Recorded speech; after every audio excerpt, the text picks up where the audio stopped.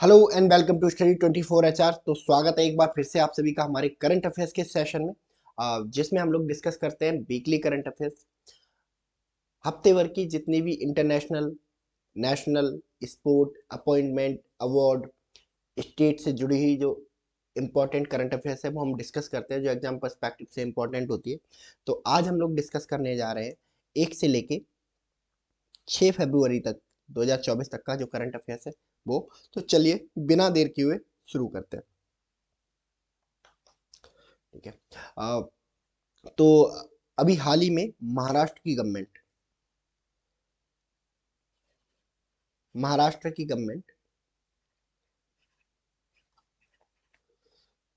इसने दिया अपना हाईएस्ट सिविलियन ऑनर, जिसका नाम है महागौरव। महागौरव 2024। ठीक है।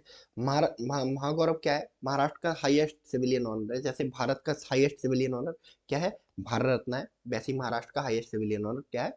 महागौरव है। ठीक है।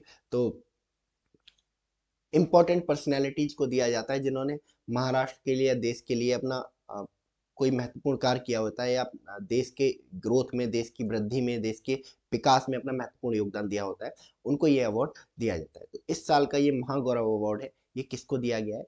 ये अवार्ड दिया गया है निखिल निखिल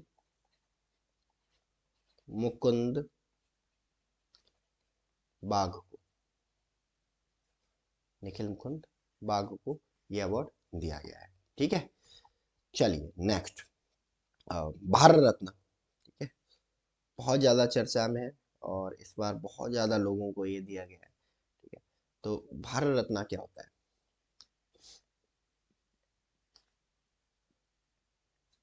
भारत रत्न की अगर हम बात करें तो ये इंडिया का हाईएस्ट सिविलियन ऑनर है। India's highest civilian civilian honour. India का हाईएस्ट सिविलियन ऑनर है, जो दिया जाता है ऐसे डिग्निटरीज को जिन्होंने देश के विकास में अपनी महत्वपूर्ण भूमिका निभाई होती है। और इसकी शुरुआत जो हुई थी 1954 में हुई थी। 1954 में सबसे पहले इन अवार्डों को दिया गया था, और सबसे पहले 3 लोगों को ये अवार्ड दिया गया। और वो लोग थे आपके चक्रवर्ती राजा गोपालाचारी, दूसरे सर्वपल्ली राधाकृष्णन, दूसरे सीवी रमन। इन तीनों लोगों को ये अवार्ड दिया गया था 1954 में। ठीक है। उसके बाद जो जनता पार्टी गवर्नमेंट आई 1978 में, उसने इन अवार्ड्स को बंद भी किया, बट बाद में लेटर ऑन जब इंदिरा गांधी पावर में आई तो उनको दोबारा इन अवार्ड्स को शुरू शुरू किया गया उनके द्वारा। ठीक है। इसके अलावा 2 विदेशी नागरिकों को भी ये अवार्ड दिए गए हैं। पहले खान अब्दुल गफ्फार खान, जो कि पाकिस्तान से थे। अ, उन्हें ये अवार्ड इसलिए दिया गया था क्योंकि खान अब्दुल गफ्फार खान, ठीक है, भारत का जो स्वतंत्रता आंदोलन था उन्होंने लड़ा था, और अपनी भारत के स्वतंत्रता आंदोलन में अपनी महत्वपूर्ण भूमिका निभाई थी उन्होंने। इन्हें फ्रंटियर गांधी भी बोला जाता था। बाद में जब भारत का बंटवारा हुआ, पाकिस्तान बना, तो क्योंकि एक खैबर पख्तूनख्वा जो पाकिस्तान में एक स्टेट है, वहाँ के रहने वाले थे, इसलिए है ना। बट वो वैसी बात है कि पाकिस्तान में अ, चले गए या पाकिस्तान का हिस्सा नेचुरली बन गए। ठीक है। तो इनके कंट्रीब्यूशन को रिकॉग्नाइज करने के लिए 1989 में अवार्ड दिया गया। 1989 में ही एक पर्सन को और अ, ये अवार्ड दिया गया, नेल्सन मंडेला, दक्षिण अफ्रीका से बिलोंग करते थे, है ना। तो दक्षिण अफ्रीका में रंग भेद, गोरे काले का भेद चलता था कि गोरा गोरा होगा वो प्रेसिडेंट बनेगा, काला होगा वो स्लेव बनेगा। तो उस नस्लभेद को खत्म करने के लिए इन अवार्ड को दिया जाता था। ठीक है। साल में ये अवार्ड जरूरी नहीं है हर साल दिए जाए, बट जब भी दिए जाते हैं 3 से ज़्यादा नहीं दिए जाते। हालांकि इस साल वायलेशन हुआ है, इस साल 5 लोगों को ये अवार्ड दिया गया है बेसिकली। ठीक है। तो अभी हाल ही में किसको डिक्लेयर किया गया भारत रत्न अवार्ड की इनको मिलने वाला है? तो ये अवार्ड मिला है LK आडवाणी, यानी कि लाल कृष्ण आडवाणी। कौन है LK Advani, Lal Krishna Advani? Lal Krishna Advani BJP, Bharatiya Janata party के वरिष्ठ नेता हैं। वरिष्ठ नेता है। ठीक है। और लगभग 50 साल उन्होंने राजनीति की। ठीक है। इंडिया के पहले उप प्रधानमंत्री भी ये रहे हैं। First deputy prime minister of India. India के पहले डिप्टी प्राइम मिनिस्टर भी ये रहे हैं। इसके अलावा बात करें तो आरएसएस से भी जुड़े रहे, और इनका जन्म जो है 1927 में हुआ था, कराची, जो कि अब पाकिस्तान में है ना। बंटवारा हुआ तो इनकी फैमिली जो माइग्रेट करके है ना हिंदुस्तान में आ गई, और यहाँ से इन्होंने अपनी जो राजनीतिक यात्रा है वो शुरू करी। ठीक है, ये इंपॉर्टेंट है एग्जाम पर्सपेक्टिव से, याद रखेंगे। एल के आडवाणी को मिला है भारत रत्न। ठीक है, चलिए नेक्स्ट। अभी हाल ही में बिजनेस अवार्ड जो है डिस्ट्रीब्यूट किए गए, और एक अवार्ड है उन्हीं में से एक, जिसका नाम है outstanding business women of the year award 2023। ठीक है, तो साल 2023 के लिए सबसे बेहतरीन बिजनेस वुमेन का अवार्ड किसको दिया गया? Outstanding business women of the year का अवार्ड। तो ये अवार्ड जो है वो दिया गया डॉक्टर बीना मोदी को। डॉक्टर बीना मोदी को ये अवार्ड दिया गया। ठीक है, याद रखेंगे इसको। चलिए, तो इंडियन ओलंपिक एसोसिएशन है, उसने अवार्ड्स अपने डिक्लेयर किए, और एथलीट्स को, कई सारे एथलीट्स को अवार्ड दिए गए ना। बस इस साल एक लाइफ टाइम अचीवमेंट अवार्ड भी दिया गया, जो कि हर साल दिया जाता है लगभग। ठीक है, तो इस साल जो लाइफ टाइम अचीवमेंट अवार्ड है वो किसको दिया गया है? तो इस साल का जो लाइफ टाइम अचीवमेंट अवार्ड है वो पीटी ऊषा को दिया गया है। पीटी ऊषा को दिया गया है। पीटी ऊषा कौन है? धावक है ना, एक स्प्रिंटर है। ठीक है, थी मतलब रिटायर हो गई। ठीक है, और वर्तमान में क्या है, जो इंडियन ओलंपिक एसोसिएशन है, इंडियन ओलंपिक एसोसिएशन है, इसकी जो करंट प्रेसिडेंट है, तो इनको ये अवार्ड दिया गया है, life time achievement award, recently. ठीक है, एग्जाम पर्सपेक्टिव से इंपॉर्टेंट है, याद रखेंगे इसे। ठीक है, चलिए नेक्स्ट। शंकर स्मृति अवार्ड। शंकर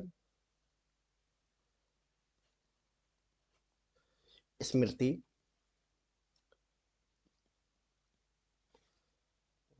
शंकर स्मृति अवार्ड, शंकर स्मृति अवार्ड। ठीक है, ये केरला राज्य में दिया जाता है ना, और ये अवार्ड दिया जाता है भारत के सर्वश्रेष्ठ पुजारी को। भारत के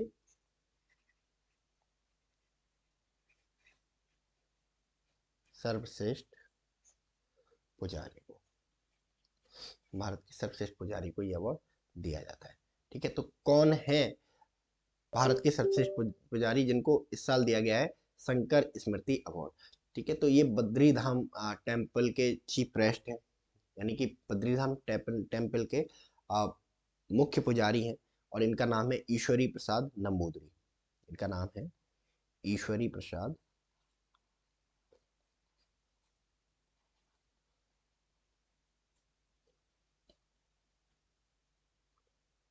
नंबूदरी। तो ईश्वरी प्रसाद नंबूदरी जी को दिया गया है इस साल का स्मृति सम्मान अवार्ड। एग्जाम पर्सपेक्टिव से इंपॉर्टेंट है, याद रखेंगे। ठीक है, चलिए, साइप्रस।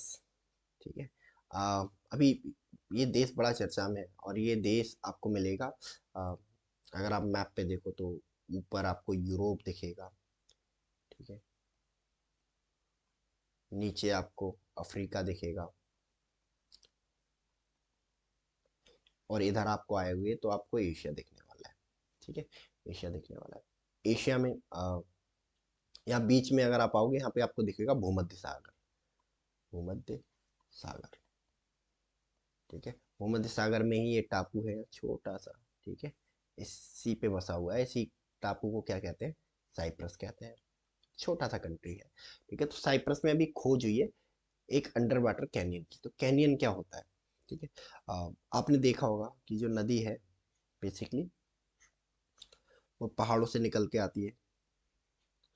ठीक है, तो जब पहाड़ों से निकल के आती है तो उसके रास्ते में बहुत सारी चट्टानें आती हैं, बहुत सारे पहाड़ आते हैं। ठीक है, तो जो रास्ते में पहाड़ आते हैं उनको वो क्या करती है, धीरे धीरे काटने लगती है, और जब नदी वो काटती है तो एक बी शेप का, ठीक है, बी शेप का या एक यू शेप की एक आकृति बन जाती है, जिसमें से वो नदी निकल के आती है। ठीक है, इन्हीं आकृतियों को क्या बोला जाता है? इन्हीं आकृतियों को क्या बोला जाता है? कैनियन बोला जाता है। ठीक है, इन्हीं आकृतियों को कैनियन बोला जाता है। तो ये कैनियन मिला है वो भी अंडर वाटर, यानी कि समुद्र के अंदर। ठीक है, कहाँ पर मिला है? साइप्रस में मिला है। किसने खोजा है? ठीक है, तो ये इंटरेस्टिंग है, इजराइल के रिसर्चर्स ने खोज करी इसकी। ठीक है, इजराइल के कुछ शोधकर्ता थे, है ना, वो साइप्रस गए और उन्होंने अंडर वाटर जो है कैनियन है वहाँ पे सर्च किया है। ठीक है, वहाँ पे इसको सर्च किया है अंडर वाटर कैनियन को। ठीक है, चलिए नेक्स्ट। यमन बहुत ज़्यादा चर्चा में है। ठीक है, अगर आप ग्लोबल मैप देखो, है ना, तो आप देखो ये आपको एक मिलेगा अरबियन पेनिनसुला। ठीक है, और अरबियन पेनिनसुला में ये आपको दिखेगा यहाँ पे यमन, यमन नाम का कंट्री है। और यहाँ पे आपको ओमान दिखने वाला है। ठीक है, ऊपर सऊदी दिखने वाला है। ठीक है, तो इस तरह का वो है। और यहाँ पर आपको अरबियन सी दिखेगा, अरब सागर दिखेगा, अरब सागर दिखेगा यानी कि पानी। ठीक है, यहाँ भी वाटर दिखेगा आपको ढेर सारा। और इस एरिया को क्या बोलते हैं? रेड सी, लाल सागर, लाल सागर। ठीक है, तो लाल सागर, तो यमन कहाँ पड़ता है? अरबियन सी के पास में और लाल सागर के पास में। तो यमन में क्या कौन रहते हैं? यमन में रहते हैं हुती रेबल्स, हुती विद्रोही, हुती विद्रोही। तो हुती विद्रोहियों के कारण अभी हाल ही में ये चर्चा में था। तो क्या करते थे ये हुती विद्रोही? हुती विद्रोही क्या करते थे कि ये यूरोप से यहाँ से शिप आते हैं। ठीक है, और माल से भरे हुए, सामान से भरे हुए, इन शिपों पे क्या करते हैं ये लोग? किडनैप करते हैं, हाईजैक करके ले जाते हैं। और जो यूएस, इंडिया जैसी कंट्री हैं उनसे क्या करते हैं ये? बहुत सारा पैसा डिमांड करते हैं इसके बदले, या फिर मार देते हैं। बहुत सीधी सी बात है। ठीक है, तो इस वजह से ये एरिया बहुत चर्चा में था। अभी हाल ही में यहाँ पर अपॉइंट किए गए हैं नए प्राइम मिनिस्टर। तो इन प्राइम मिनिस्टर का नाम क्या है? इन प्राइम मिनिस्टर का नाम है अहमद अवद बिन मुबारक। अहमद, अहमद अवद बिन मुबारक, अहमद अवध बिन मुबारक। ठीक है, इंपॉर्टेंट एग्जाम पर्सपेक्टिव से याद रखेंगे, यमन के नए प्राइम मिनिस्टर कौन बने? अहमद अवध बिन मुबारक। ठीक है, चलिए नेक्स्ट। तो FIFA world cup, FIFA world cup, ठीक है, 2026 कहाँ पर होने वाला है? ये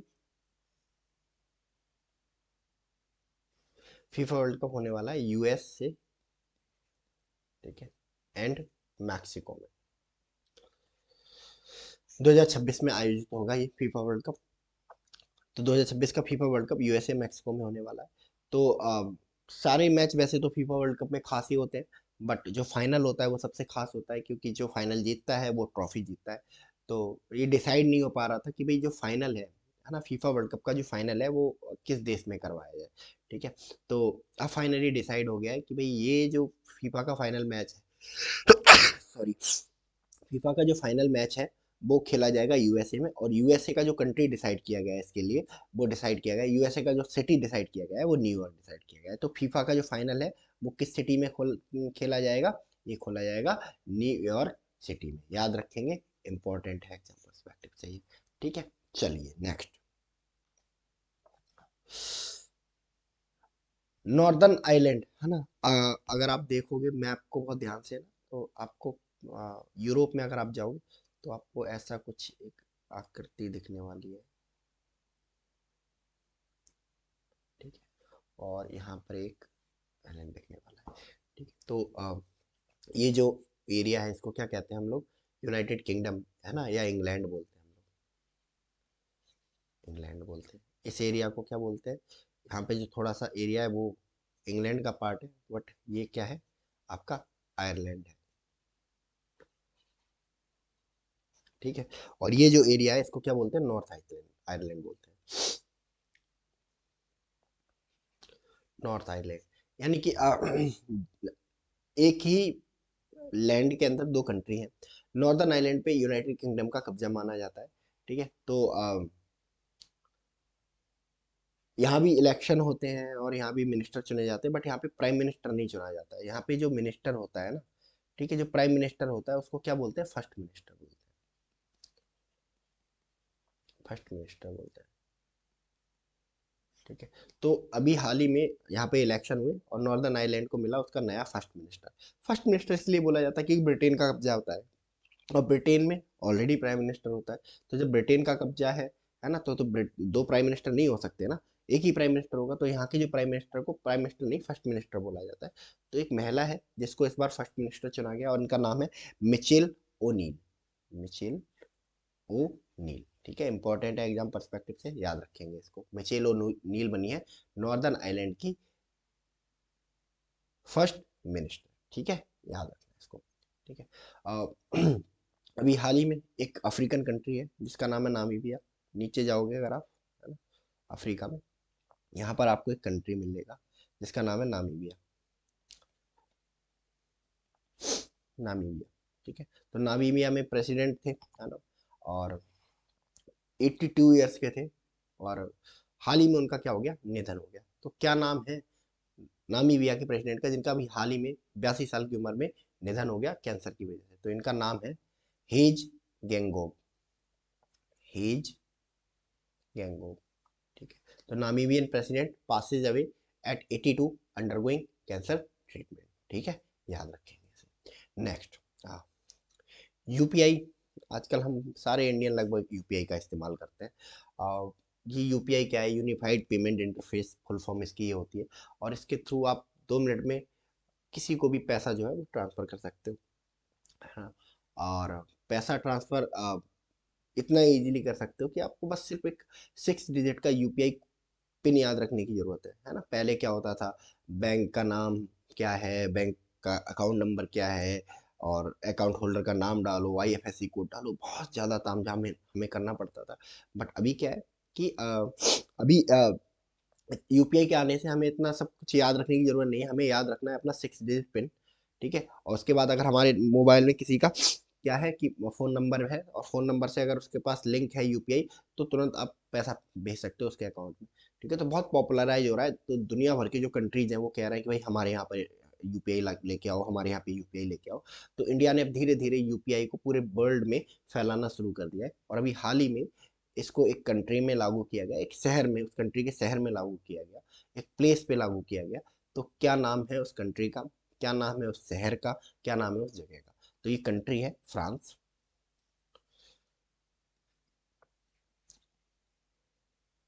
France.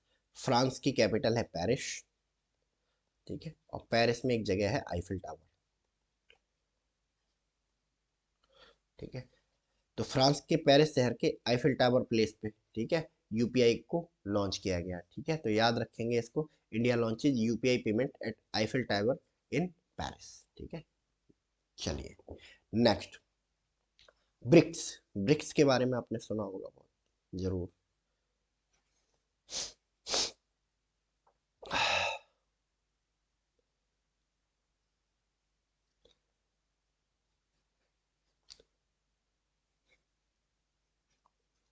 BRICS. BRICS. Brazil. Brazil. Brazil. Russia. India.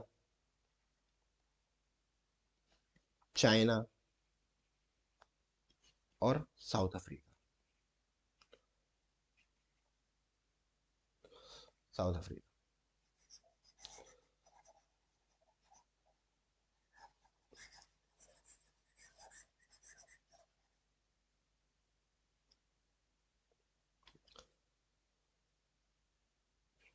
South Africa. ठीक है। 5 कंट्रीज का ग्रुप होता था ये। ठीक है। अभी भी है।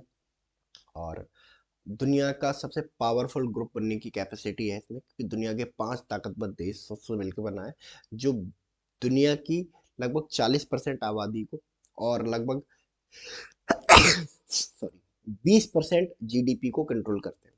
ठीक है। तो अब इस ब्रिक्स में लास्ट ईयर डिसीजन हुआ कि कुछ और नए कंट्रीज को शामिल किया जाएगा। तो कौन से नए कंट्रीज हैं जो ब्रिक्स में इस साल शामिल किए गए हैं और अब वो ब्रिक्स के मेंबर बन जाएंगे? और अब इस ग्रुप को, है ना, ब्रिक्स के नाम से नहीं, इस ग्रुप को जाना जाएगा ब्रिक्स। ब्रिक्स प्लस के नाम से। ठीक है। ब्रिक्स प्लस के नाम से जाना जाएगा। आएगा। तो कौन से कंट्रीज हैं? ठीक है, तो 5 कंट्रीज हैं जो शामिल किए गए, और इन कंट्रीज का नाम है सऊदी अरेबिया, सऊदी अरेबिया, इसके अलावा यूएई, इसके अलावा Egypt, Saudi Arabia, UAE, Egypt, Iran और इथोपिया। इसमें इजिप्ट और जो इथियोपिया है वो अफ्रीकन कॉन्टिनेंट से है ना, अफ्रीका कॉन्टिनेंट में है। और इसके अलावा जो सऊदी अरबिया है, यूएई है, और जो ईरान है वो एशिया कॉन्टिनेंट से। ठीक है, तो याद रखेंगे 5 कंट्रीज हैं, Saudi Arabia, Egypt, UAE, Iran and Ethiopia. ठीक है, तो इनको शामिल किया गया है ना, एज ए ब्रिक्स मेंबर, जो कि मेंबर होंगे ब्रिक्स प्लस का। ठीक है, बहुत इंपॉर्टेंट है एग्जाम पर्सपेक्टिव से, याद रखना है इसको। बापू टावर बहुत चर्चा में अभी रहा। ठीक है, तो इस बापू टावर को कहाँ पे बनाया गया है? तो इस बापू टावर को बनाया गया है पटना बिहार में। ठीक है, जो 29 जनवरी है ना, 29 जनवरी को इसको अनवील किया गया था। ठीक है, बाद में 1 फरवरी को इसको पब्लिक के लिए खोला गया। तो बापू टावर कहाँ पे बनाया गया है? पटना बिहार में बनाया गया है। ठीक है, चलिए नेक्स्ट।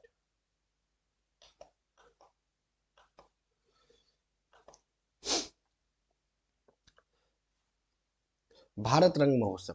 ठीक है, भारत रंग महोत्सव, इस थिएटर फेस्टिवल की जो शुरुआत है वो कहाँ पे हुई थी? एक थिएटर फेस्टिवल है ना, जहाँ पर बहुत सारे जो थिएटर है ना, प्रोग्राम है, उनको आयोजित किया जाता है। ठीक है, तो किस स्टेट में अभी हाल ही में इसकी शुरुआत हुई? तो गुजरात में इसको शुरू किया गया है थिएटर फेस्टिवल को, याद रखेंगे इसको। ठीक है, अभी हाल ही में पंजाब के जो गवर्नर है उन्होंने रिजाइन कर दिया। तो पंजाब के गवर्नर ने जिन्होंने रिजाइन कर दिया, उनका नाम क्या है? तो उनका नाम है बनवारी लाल पुरोहित। ठीक है, तो इन्होंने अभी हाल ही में रिजाइन कर दिया। ठीक है, चलिए next. North east first naturopathy hospital, यानी कि उत्तर पूर्व का पहला नेचुरोपैथी हॉस्पिटल कहाँ पर खोला गया है, किस स्टेट में खोला गया है? तो ये स्टेट है असम। इंपॉर्टेंट है एग्जाम पर्सपेक्टिव से, याद रखेंगे। असम में खोला गया है नॉर्थ ईस्ट का पहला नेचुरोपैथी हॉस्पिटल। ठीक है, चलिए नेक्स्ट। अभी हाल ही में एक स्टेट है, उसने अपनी पुलिस को दिए हैं ई स्कूटर। ठीक है, जो सेल्फ बैलेंसिंग है, आपने देखे होंगे, 2 पहिए होते हैं जिसमें है ना, हैंडल रहता है, उसको पकड़ के ना लोग घूमते हैं, बच्चे यूज करते थे पहले, है ना, कुछ ट्रेवलर्स यूज करते थे, तो अब वो उत्तराखंड की पुलिस यूज करने जा रही है। तो क्या नाम है उस स्टेट का? उस स्टेट का नाम है उत्तराखंड। उत्तराखंड की पुलिस यूज करने जा रही है सेल्फ बैलेंसिंग ना e scooter for smart patrols. ठीक है, याद रखेंगे इसको। चलिए, अभी हाल ही में एक एयरपोर्ट है जिसको सेंट्रल गवर्नमेंट ने इंटरनेशनल एयरपोर्ट डिक्लेयर कर दिया है। तो कहाँ का ये एयरपोर्ट है जिसको इंटरनेशनल एयरपोर्ट डिक्लेयर किया गया है अभी हाल ही में? तो ये एयरपोर्ट है सूरत। ठीक है, सूरत कहाँ पे? गुजरात में। तो सूरत एयरपोर्ट को इंटरनेशनल एयरपोर्ट अभी हाल ही में डिक्लेयर किया गया है बाई द, है ना, बाई द सेंट्रल गवर्नमेंट। याद रखेंगे इसको। ठीक है, चलिए नेक्स्ट। अभी हाल ही में एक रिपोर्ट पब्लिश हुई 2 फरवरी को। 2 फरवरी को क्या होता है वैसे? 2 फरवरी को, 2 फरवरी को होता है world wetland day. World wetland day, अगर हिंदी में बोले तो विश्व विश्व आर्द्र भूमि आर्द्र भूमि दिवस। विश्व आर्द्र भूमि दिवस, विश्व आर्द्र भूमि दिवस 2 फरवरी को मनाया जाता है। ठीक है, आर्द्र भूमि क्या होती है, वेटलैंड्स क्या होते हैं? वेटलैंड जमीन का वो हिस्सा होता है ना, जो जमीन भी होती है, यहाँ पे मिट्टी भी होती है प्लस पानी भी होता है। ठीक है, तो दलदली भूमि आप इसको कह सकते हो, है ना। तो दलदली भूमि का दिवस है। दलदली भूमि बहुत इंपॉर्टेंट होती है एग्जाम आपकी इन्वायरमेंट पर्सपेक्टिव से, है ना, क्योंकि दलदली भूमि में बहुत सारे कीड़े मकोड़े, है ना, बहुत सारी चीज़ें रहती हैं जो हमारे इन्वायरमेंट के लिए क्या होती है, बहुत ज़रूरी होती हैं। हमारे इन्वायरमेंट की हेल्दीनेस के लिए बहुत ज़रूरी होती है। तो इनको प्रोटेक्ट करने के लिए 2 फरवरी को हर साल मनाया जाता है वर्ल्ड वेटलैंड डे। ठीक है, और वर्ल्ड वेटलैंड डे कब शुरू हुआ, ये कब से शुरू हुआ, है ना? ईरान के रामसर में 2 फरवरी 1971 को, ठीक है? ईरान में एक शहर है जिसका नाम है रामसर, रामसर, ठीक है? वहां पर एक मीटिंग हुई, वहां पर इन आर्द्र भूमियों का कंजर्वेशन, प्रोटेक्शन करने की जो है ओथ ली गई, ठीक है? तो जो देश है वो डिक्लेयर करते हैं हर साल अपने जो नए नए वेटलैंड हैं उनको रामसर साइट, ठीक है? तो हमारे देश में बहुत सारी रामसर साइट्स हैं, बहुत सारी ऐसी रामसर आर्द्र भूमियां हैं। तो अभी काउंटिंग करी गई स्टेट वाइज, तो कौन सा स्टेट है जहां पर सबसे ज्यादा रामसर साइट पाई गई है, ठीक है? तो ये स्टेट है आपका तमिलनाडु, याद रखेंगे, तमिलनाडु बिकम द स्टेट जहां पर सबसे ज्यादा आपकी साइट्स पाई गई है, रामसर साइट, याद रखेंगे, बहुत इंपॉर्टेंट है एग्जाम परस्पेक्टिव से, ठीक है? चलिए, अभी हाल ही में जो हमारी फाइनेंस मिनिस्टर है निर्मला सीतारमन जी, इन्होंने डिक्लेयर किया कि भाई हम जो फ्री सर्वाइकल कैंसर वैक्सीन है, ठीक है, वो लॉन्च करने जा रहे हैं, और ये अवेलेबल होगी किस एज ग्रुप की लड़कियों के लिए? 9 से 14 साल की लड़कियों के लिए। तो 9 से 14 साल की लड़कियों के लिए फ्री सर्वाइकल कैंसर वैक्सीन जो है अभी हाल ही में क्या करा है हमारी जो फाइनेंस मिनिस्टर है, वित्त मंत्री है सीतारमन जी, उन्होंने क्या किया है? डिक्लेयर किया है, ठीक है? चलिए, अभी राजस्थान में सरकार चेंज हुई है ना? सरकार जब चेंज होती है तो बहुत सारी जो ट्रांसफर है, बहुत सारी पोस्टिंग है, वो होती है। तो अभी हाल ही में जो राजस्थान है वहाँ के एडवोकेट जनरल चेंज हुए हैं, तो कौन बने हैं यहाँ के नए एडवोकेट जनरल? तो यहाँ के जो नए एडवोकेट जनरल बने हैं वो राजेंद्र प्रसाद बने हैं, Rajendra Prasad Gupta appointed as Rajasthan new advocate general. जो राजस्थान के पेपर देने वाले हैं लोग हैं उनके लिए इंपॉर्टेंट है, ठीक है? चलिए, बोट एक कंपनी है, बोट एक कंपनी है, बोट ने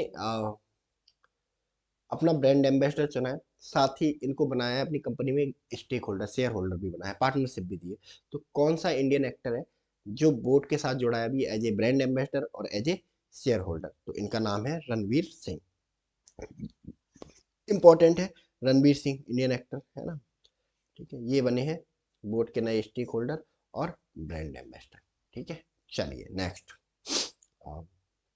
अभी हाल ही में उत्तराखंड हाई कोर्ट है, उत्तराखंड हाई कोर्ट में एक अपॉइंटमेंट हुई वहाँ के चीफ जस्टिस की। तो उत्तराखंड हाई कोर्ट की जो चीफ जस्टिस है वो कौन बने हैं?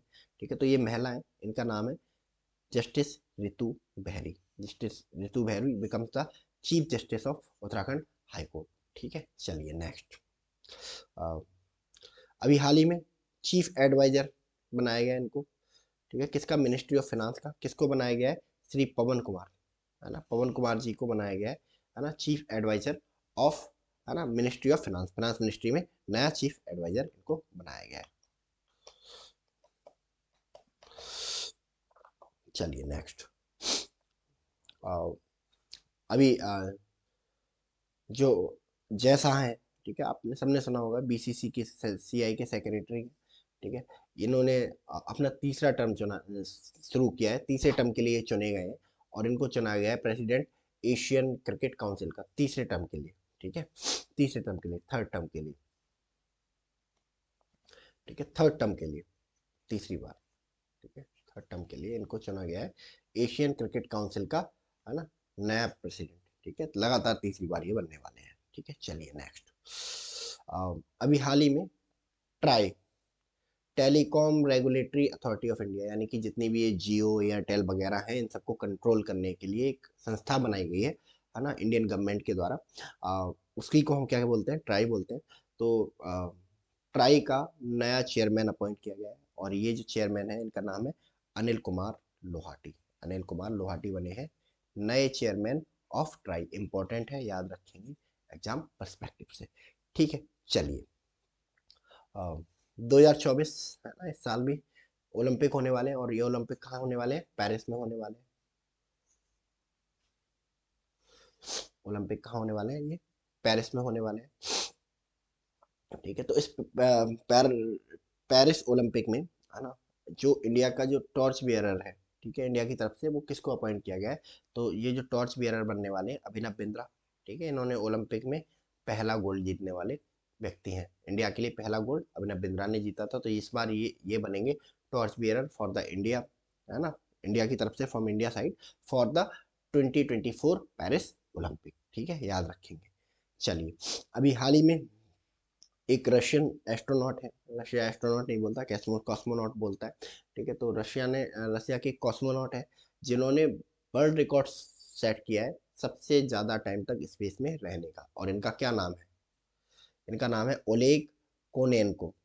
ओलेग कोनेनको, याद रखेंगे, ओलेग कोनेनको है। ठीक है, जिन्होंने सबसे ज़्यादा टाइम, है ना, स्पेस में रहने का रिकॉर्ड बनाया है। बहुत इंपॉर्टेंट है एग्जाम पर्सपेक्टिव से, याद रखेंगे इसको। ठीक है, चलिए, अभी हाल ही में इसरो ने क्या किया था, एक लास्ट ईयर एक एस्ट्रोनॉट बनाई थी, रोबोट एस्ट्रोनॉट, जिसका नाम क्या था? व्योम मित्रा।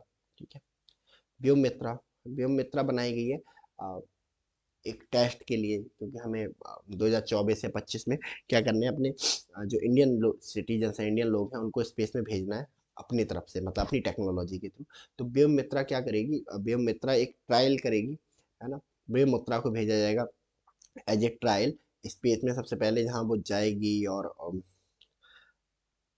जो वहाँ का टेम्परेचर है, जो वहाँ होने वाली परेशानियां हैं, उनका आकलन करेगी, जिससे हमारे जो अंतरिक्ष यात्री हैं, एस्ट्रोनॉट हैं, वो जाएं, उनको बाद में दिक्कत ना हो। ठीक है, तो व्योम मित्रा को, है ना, इस साल भेजा जाएगा स्पेस में। ठीक है, इसरो के गगनयान जो मिशन है उसका एक महत्वपूर्ण हिस्सा है। ठीक है, याद रखेंगे इसको। चलिए, नेक्स्ट, अभी हाल ही में जो एयू स्मॉल फाइनेंस बैंक है, एयू स्मॉल फाइनेंस बैंक है, इसने एचआर खान को चुना है अपना non executive chairman, non executive chairman. ठीक है, याद रखेंगे इसको। ठीक है, मैंने अभी कुछ दिन पहले, लास्ट ईयर जब मैं आपको पढ़ा रहा था लास्ट सेशन में, तो मैंने पढ़ाया था कि इंडियन आर्मी ने अपना रिजोल्यूशन लिया है 2024 के लिए, तो इंडियन नेवी ने भी अपना रिजोल्यूशन लिया है 2024 के लिए। और वो रिजोल्यूशन क्या है, क्या डिक्लेयर किया है? The year of naval citizen. ठीक है, तो 2024 को इंडियन नेवी ने कैसे डिक्लेयर किया है? Year of the naval citizen की तरह। ठीक है, चलिए, नेक्स्ट,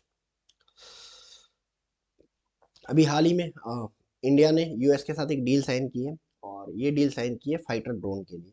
क्या नाम है इस फाइटर ड्रोन का? इस फाइटर ड्रोन का नाम है MQ-9B। MQ-9B जो आर्म ड्रोन है, इनकी डील साइन की गई है, और कितने डॉलर की है? $4 बिलियन की, $4 बिलियन की डील है, जो साइन की गई है किसके साथ में? अमेरिका के साथ में, MQ-9B ड्रोन की। ठीक है, चलिए, नेक्स्ट, वायु शक्ति।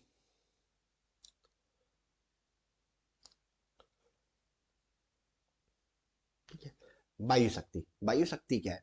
वायु शक्ति एक एयर एक्सरसाइज है, वायुसेना का एक अभ्यास है। ठीक है, जिसे हमारी जो वायुसेना हर साल करती है, अपनी जो ऑपरेशनल रेडीनेस है उसको परखने के लिए। ठीक है, तो इस साल भी ये शुरू होने वाली है ना, 17 फरवरी से। और ये कहाँ पर शुरू होगी? है ना, ये शुरू होगी पोखरण में। ठीक है, पोखरण में होने वाली है। पोखरण कहाँ पे है? राजस्थान में। तो वायु शक्ति कहाँ पर होने वाली है? पोखरण राजस्थान में होने वाली है। कब से शुरू होने वाली है? 17 फरवरी 2024 से। इंपॉर्टेंट है एग्जाम परस्पेक्टिव से, याद रखेंगे, ये वाला भी इंपॉर्टेंट है। ठीक है, इसमें कई तरह से क्वेश्चन आपसे पूछा जा सकता है। ठीक है, कहाँ होने वाली है, या पोखरण में हाल ही में वायुसेना की जो युद्धाभ्यास से हुआ था उसका क्या नाम है, तो ये पूछा जा सकता है। ठीक है, तो ये रहा 1 से लेके 6 फरवरी तक का करंट अफेयर्स। ठीक है, आई होप आपको समझ में आया होगा।